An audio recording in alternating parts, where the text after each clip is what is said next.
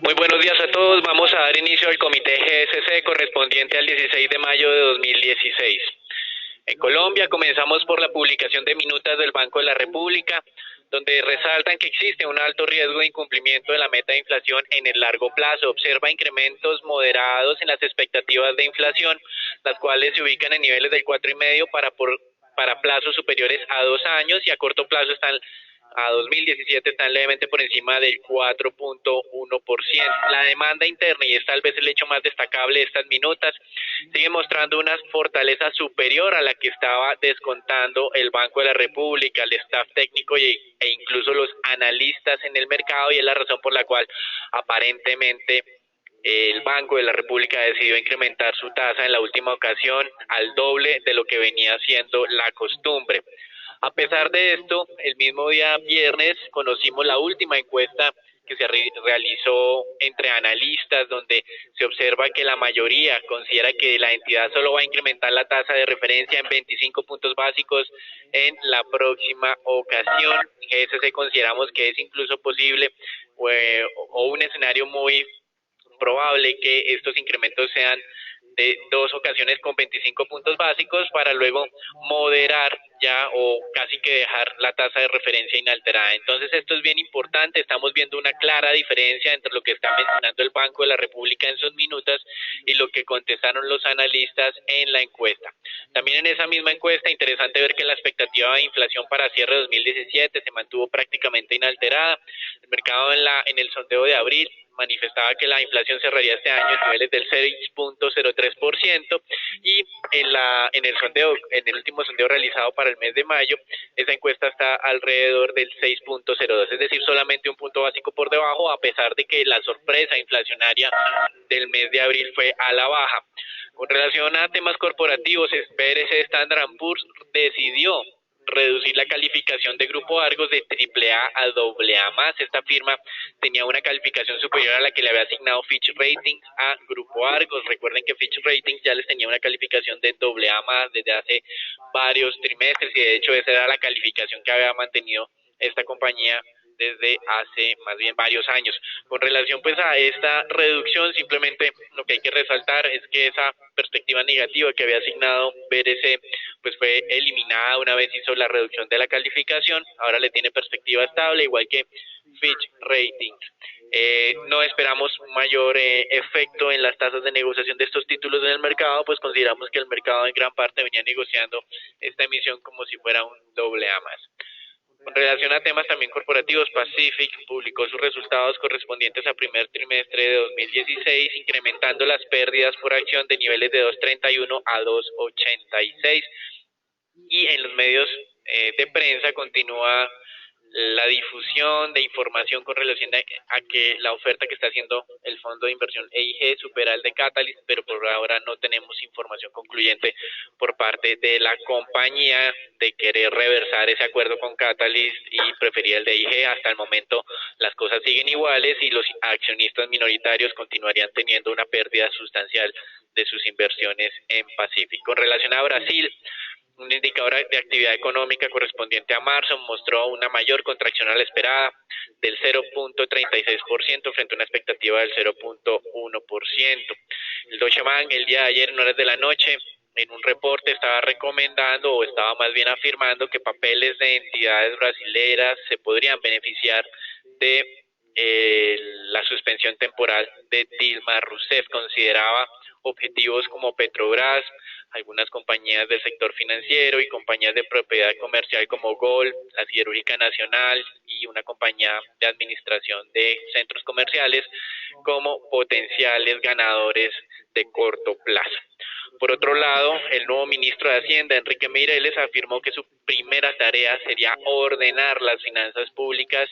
Sin embargo, destacó que no van a hacer recortes en este momento de los programas sociales que se implementaron durante los últimos 13 años. Por el momento, ha afirmado, se limitarían a probablemente incrementar los impuestos de corto plazo y de esta manera hacer que los recursos públicos duren más allá de lo que tienen en este momento planeado.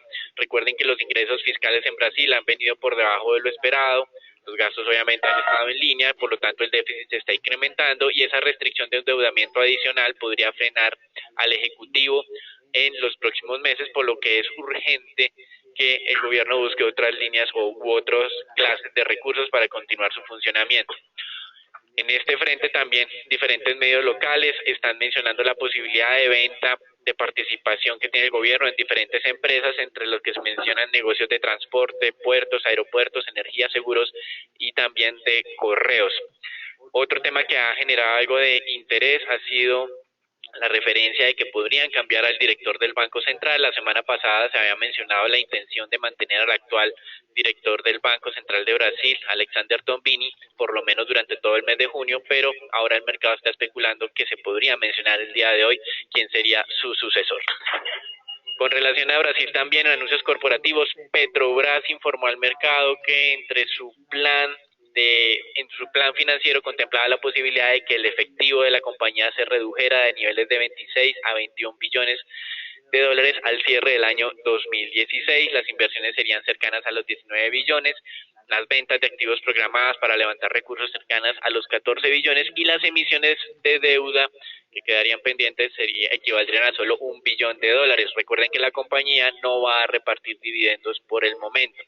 Y en los Estados Unidos tuvimos unas declaraciones un poco sorpresivas por parte del gobernador de San Francisco, quien ha sido caracterizado siempre como en una línea media entre los que prefieren las alzas de tasas y los que prefieren una tasa de interés expansiva, y también lo considera el mercado muy cercano a la visión que tiene la presidenta de la Reserva Federal. Probablemente estas declaraciones ya lo estén alejando de esa similitud que ha venido considerando el mercado. John Williams entonces considera que la situación económica en los Estados Unidos es relativamente positiva y considera que la entidad podría incrementar la tasa de referencia entre 2 y 3 ocasiones en lo que resta del año 2016. También destacó que el mercado laboral está muy cerca a sus niveles de largo plazo de pleno empleo y pues básicamente considera que la Reserva Federal no tiene que esperar a que el mercado descuente con un 100% de probabilidad que va a haber incrementos de tasas para que la entidad efectivamente tenga que hacer ese ajuste en la tasa de referencia. Entonces, todas estas declaraciones un poco sorpresivas, pues básicamente lo están marcando ya en una línea un poco más dura de la Reserva Federal. Con relación a Europa, importante continuar haciendo seguimiento a las negociaciones que tiene Grecia con sus acreedores. El próximo 24 de mayo sería un día importante donde van a evaluar los avances que ha realizado Grecia en todas esas reformas requeridas y también los acreedores evaluarían si desembolsan nuevos recursos con los cuales Grecia podría hacia el mes de julio cumplir con sus obligaciones en el tema de pagos de créditos. Entonces, esto es como la parte importante de lo que se viene en Europa para las próximas jornadas. En Asia, importante, por un lado en China, el crecimiento de la industria, del comercio y de la inversión decepcionó al mercado. La industria creció el 6% frente a una expectativa del 6,5%, el comercio creció el 10,1% frente a una expectativa del 10,5% y la inversión el 10,5% frente a un esperado de casi el 11%. Al mismo tiempo, el Banco Central anunció que está haciendo una revisión exhaustiva de los indicadores de calidad de cartera. A pesar de que está en los máximos de los últimos 11 años, el Banco Central sospecha que las entidades financieras están haciendo algún tipo de manipulación en sus indicadores de crédito para no reflejar la realidad completa, es decir, que considera que hay riesgo de que la situación de la cartera sea peor de lo que están mostrando los indicadores. Y en Japón, los precios mayoristas se contrajeron en abril el 4,2%, lo que sería un golpe adicional a la credibilidad del Banco Central en su lucha por alcanzar el objetivo de inflación al consumidor del 2%. El mercado esperaba una contracción de precios mayoristas del 3,7%. En las cifras que tenemos para esta semana, importantes son los indicadores de inflación en los Estados Unidos que serán dados a conocer el día de mañana hacia las 7:30. El mercado espera un incremento de la inflación al consumidor del mes del 0,3%. También tenemos expectativas con relación a la industria, donde el mercado está descontando una reacción de este sector, ya después de haber sufrido los efectos negativos de la apreciación del dólar. Recuerde que en los últimos meses el dólar se ha debilitado y esto debería servir para mostrar una mejor dinámica. Y el día miércoles tendríamos las publicaciones de las minutas donde los inversionistas pues estarán sondeando las diferentes opiniones de los miembros de la Fed. Supuestamente en la última reunión dieron una visión muy tranquilizadora, pero las últimas declaraciones, las que hemos obtenido desde el día jueves, las del viernes y durante el fin de semana, diferentes miembros de la Fed parecen no ser tan tranquilas o por lo menos tan neutrales como lo sugirió el comunicado de prensa de la última reunión. Y ya pues posterior a la publicación de minutas de la Reserva Federal tendríamos el día jueves, como es usual, con la publicación de las solicitudes de subsidios al desempleo que se han incrementado de manera importante en las últimas 2 semanas, acercándose a las 300.000 solicitudes, nuevamente con una expectativa que tiene el mercado de moderación de este indicador. En Colombia estamos esperando el día de hoy los indicadores de ventas minoristas y de producción de la industria. La industria del mercado está descontando un incremento del 6.6%. En GSC consideramos que puede presentarse el efecto de la Semana Santa, que el mercado aparentemente no está asignando en esta ocasión. Por eso en GSC consideramos que el crecimiento sería muy moderado, pero solo sería por un efecto estadístico. Y el comercio, el mercado continúa muy optimista con un crecimiento cercano al 3,5%, y esto está en línea con la advertencia que hizo el Banco de la República de que la moderación del crecimiento no se está presentando en la magnitud que había sido anticipada previamente. Con relación a lo que tenemos hoy en los mercados accionarios, están arrancando con una dinámica mixta y un poco difícil de entender. Como mencionamos, China ha tenido unos indicadores económicos por debajo de lo esperado, pero la bolsa o el mercado accionario de Shanghai está registrando o registra una valorización cercana al 0.9%. Las firmas petroleras el día de hoy no están mostrando una dinámica tan fuerte, a pesar de que el petróleo está alcanzando nuevos máximos en el año. En Europa se está mencionando que el próximo mes se daría a conocer una multa en contra de Google, hoy Alphabet, por temas de incumplimiento de leyes antimonopolio. Esta multa tiene un límite equivalente al 10% de las ventas anuales. Esto quiere decir que podría llegar a ser de 6 billones de euros. Sin embargo, pues está tasando en la mitad de este monto. Hasta el momento, la mayor multa impuesta por la Comisión Antimonopolio Europea es de 1.1 billones de euros y fue impuesta a la compañía que hace procesadores Intel. Con relación a Brasil, importante ver que una vez se conoció la remoción del cargo de Dilma Rousseff, el mercado salió a tomar utilidades en diferentes emisores. Recuerden que el mercado accionario de Brasil había sido uno de los de mayor rendimiento en América Latina, básicamente por esta expectativa de tipo político. Una vez se confirmó, pues se reprodujo ese adagio popular de comprar con el rumor, vender con la noticia, donde tuvimos pérdidas en precios de acciones superiores al 3% en diferentes emisores líderes en el mercado brasilero. Eso es todo por ahora, los dejamos con Agustín. Gracias, Daniel. Efectivamente, esta mañana los mercados o los futuros en Estados Unidos estaban reaccionando de manera levemente positiva, sobre todo el índice industrial Dow Jones, después de conocerse que la firma Berkshire Hathaway estaba tomando posiciones largas en la acción de Apple, que estaba subiendo desde $90 la semana pasada hasta cerca de 92,50 esta mañana en el premercado, y eso estaba impulsando de cierta manera el optimismo en algunos mercados. Pero como también ya lo mencionó Daniel, después de conocerse ese dato en Estados Unidos de fábrica, el mercado está empezando a retomar la senda negativa que estábamos observando el día viernes, cuando el Standard & Poor's, como pueden ver en la siguiente gráfica, atacó la zona de los 2050 puntos, y ahora, como ustedes ven ahí en las líneas, en los círculos amarillos, estamos viendo un posible ataque sobre la zona de los 2040, nuevamente de los 2040 puntos, una zona bien importante, y podría confirmarse entonces esa figura a la que estamos hablando desde la semana pasada, desde hace un par de semanas ya, y la semana pasada esta figura específicamente de hombro, cabeza, hombro invertido, donde podría entonces llevarnos podría llevar o impulsar el índice Standard & Poor's hacia la zona de los 1950 puntos, que es el objetivo de GSC. Adicionalmente, se dieron a conocer datos de flujos del ETF más grande que replica el comportamiento del Standard & Poor's, el ETF SPY, que presentó flujos negativos por cerca de 3.06 billones de dólares, pero lo más importante acá, ver también como el índice, el ETF QQQ, que replica el comportamiento del ETF del Dow Jones, reflejó representó flujos negativos por cerca de 5 billones de dólares. En esa misma línea de ideas, pues tener cautela con nuestro índice colombiano que viene repuntando desde la última semana. Ustedes pueden ver en la diapositiva siguiente cómo se alcanzó otra vez a testear la zona del media móvil 20 sobre los 1.350 puntos. El día viernes se configuró una figura llamada doji, que es una figura que puede señalar posible corrección de esa tendencia tan empinada al alza que vimos durante las últimas jornadas, y ahora simplemente volver a prestar los ojos sobre la zona de los 1.300 puntos, 1.290, donde hay una zona de soporte en la parte de abajo de la nube Shimoku, donde podría otra vez ir a tratar de buscar esa zona de soporte tan relevante. Por favor.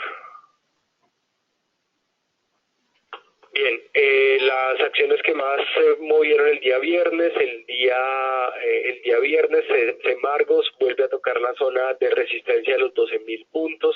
Aquí sobre este particular les recordamos que la visión estructural de esta compañía es muy positiva.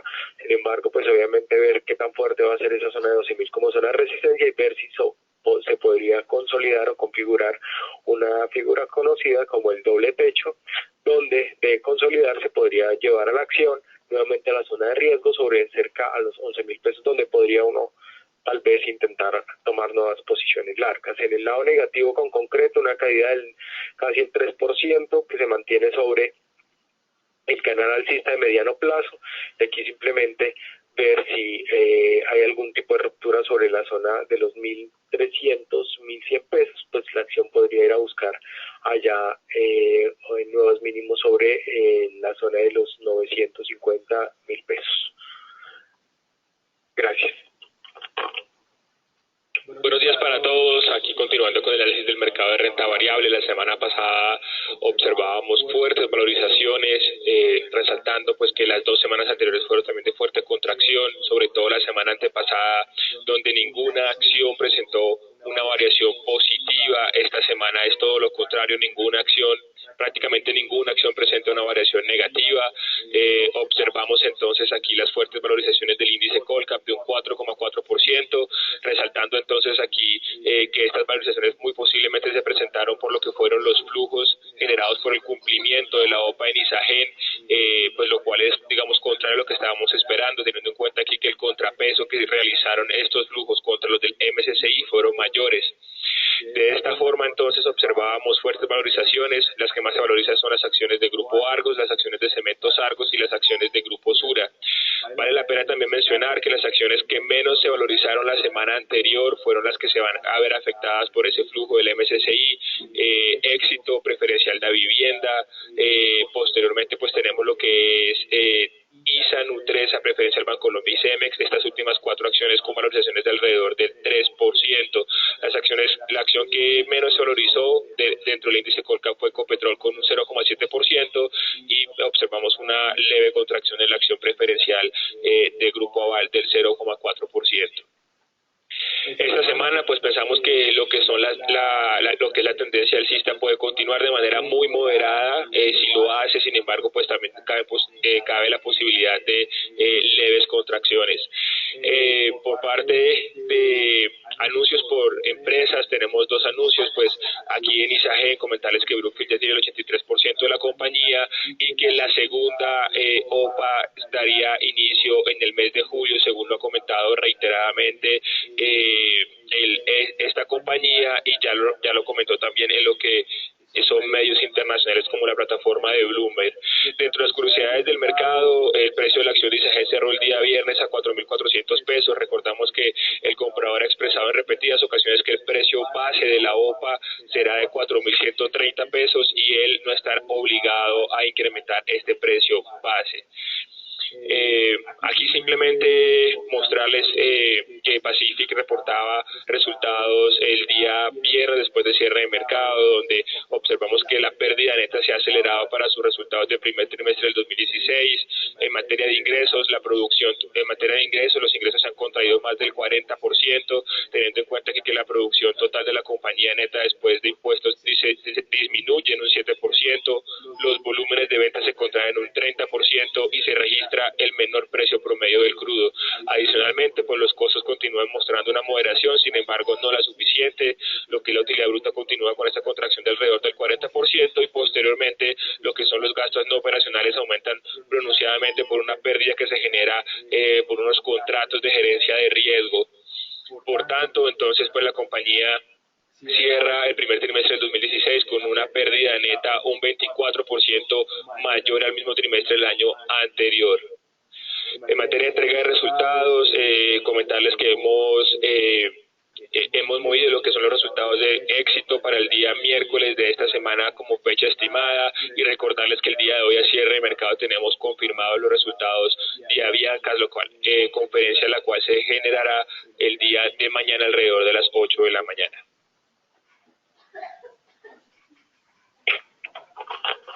Gracias, Ricardo. Lo que tiene que ver con el mercado mundial de monedas, esta mañana el dólar estaba perdiendo terreno contra las monedas emergentes después de la recuperación que está presentando el precio del crudo. Ya saben ustedes por la noticia de Goldman Sachs que modificó su precio objetivo después de haberle apostado a esos $20 el barril. Era una de las firmas más pesimistas, pero es claro que al ser una de las firmas con mayor escucha en el mercado, entonces es claro que estaría impulsando los precios del crudo al alza y por esa razón estamos viendo las monedas emergentes reaccionando de manera favorable. La moneda que más se golpeaba esta mañana era el yen japonés, una de las que más se golpeaba cayendo 0.25%. Y es que algunos operadores están retornando a estos activos de riesgo, principalmente materias primas y metales. En esa misma línea de ideas, el peso colombiano la semana anterior rompió esa zona de congestión que estábamos observando ya en el largo plazo sobre ese nivel de Fibonacci 2.943, alcanzó a tocar los 3.000 pesos de acuerdo y en línea con las expectativas que hemos planteado la semana anterior. Esta semana estábamos esperando que pueda respirar un poco en la misma línea de lo que está ocurriendo con el resto de monedas emergentes, de pronto ir a buscar la zona de los 2.943, sin embargo nuestra expectativa en torno al tipo de cambio es que si hay una consolidación de esta zona de soporte sobre los 2.900 a 2.943 en el mediano plazo, podríamos dar fin a esa tendencia bajista que hemos observado desde los 3.400 y empezar a ver un tipo de cambio en pesos debilitándose un poco más contra el dólar americano. Lo que tiene que ver con el mercado mundial de petróleo, pues ya lo mencioné, Goldman Sachs modificó su expectativa y precio objetivo de 45 a $50 el barril para el segundo semestre de este año. Les recuerdo que esta previsión, esta firma había previsto que el precio del WTI iba a estar por niveles de $20 el barril y esta gran modificación de esta firma pues está impulsando los precios del crudo esta mañana, que ya están rompiendo los máximos anteriores sobre la zona de los $47 el barril. El precio objetivo está sobre $50 el barril para los próximos días. Muy atentos en la publicación del dato de inventario de crudo el día miércoles. Daniel. Gracias, Agustín. Retomando el tema de renta fija, es muy interesante esas declaraciones de el gobernador de la Reserva de San Francisco. Como mencionamos al comienzo del comité, siempre se ha asociado la postura de este gobernador a la que ha defendido hasta el momento la presidenta de la entidad. Por eso esas declaraciones un poco alcistas en su tono de incremento de tasas o posibilidad de incrementos de tasas por parte de la Reserva Federal en lo que resta del año 2016. Si bien es cierto, el mercado no tiene mucha confianza sobre las mismas, creemos que hay que hacer un seguimiento detallado. Recuerden que el mercado, si al caso considera que puede haber un incremento de tasa en lo que queda de este año, y las afirmaciones del gobernador Williams es que podrían ser entre 2 y 3 aumentos, lo cual pues aparentemente se había dejado de lado hace algunas semanas. Con relación a Colombia, también queremos llamar la atención en ese frente. Consideramos que esas declaraciones o más bien la publicación de minutas están dando una información muy diferente a lo que están considerando los analistas como posibilidad, y a diferencia de lo que sucede en Estados Unidos, los analistas están un poco más alineados con lo que está mostrando el mercado en el caso colombiano, donde si hay caso se descuenta un incremento adicional de 25 puntos básicos en la tasa de referencia. Las minutas del Banco de la República muestran una alta preocupación por lo que es la tendencia de la inflación, las medidas de inflación básica, las expectativas de los agentes, la fortaleza de la demanda interna, por lo que si uno solo leyera las minutas, no tuviera en cuenta lo que dicen los analistas, podría pensar que el Banco de la República puede hacer ajustes más fuertes de lo que se están descontando actualmente. Eso es todo por ahora, los dejamos con Agustín. Lo que tiene que ver con los bonos del Tesoro americano, la zona de 1.70 es una zona de soporte en términos de tasa bien fuerte.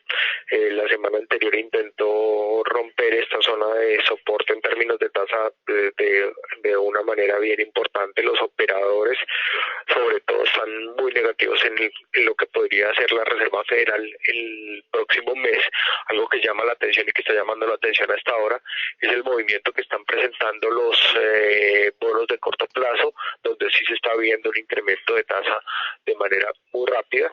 Podríamos entonces observar que aunque los operadores en el largo plazo están muy negativos y están disminuyendo la cantidad de la probabilidad de incrementos y el número de incrementos en el mediano y largo plazo, en el corto plazo, pues obviamente todas las declaraciones que ya ha mencionado Daniel continuamente en torno a los miembros de la Reserva Federal, pues están generando algunas ventas en estos títulos en la jornada de hoy. De hecho, los bonos del Tesoro de 10 años están atacando en este momento una zona supremamente importante de 99 puntos en términos de precio, una zona que había sido tomada de referencia desde la semana pasada y que podría entonces desencadenar la búsqueda en este momento de la zona de Ichimoku sobre el nivel de incluso 1.75 si las condiciones del mercado continúan siendo las mismas. Eso es todo por ahora, los dejo con Felipe. Buenos días a todos. En el tema test vemos como la jornada del viernes los test por fin terminan debajo de la zona del 780-775. Recordar que desde la semana pasada le habíamos dado una gran probabilidad que esto sucediera y habíamos cambiado nuestra visión a neutral.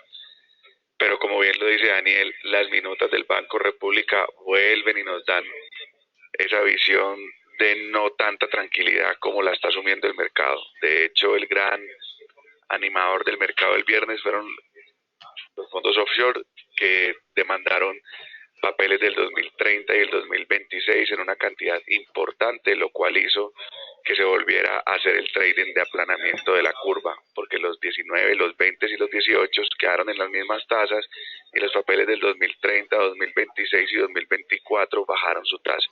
Por el momento, tener cautela en esos bajos del 770, 769. Igual creemos que esa zona del 775 abajo para nosotros no tiene ningún valor, entonces no recomendamos posiciones largas todavía.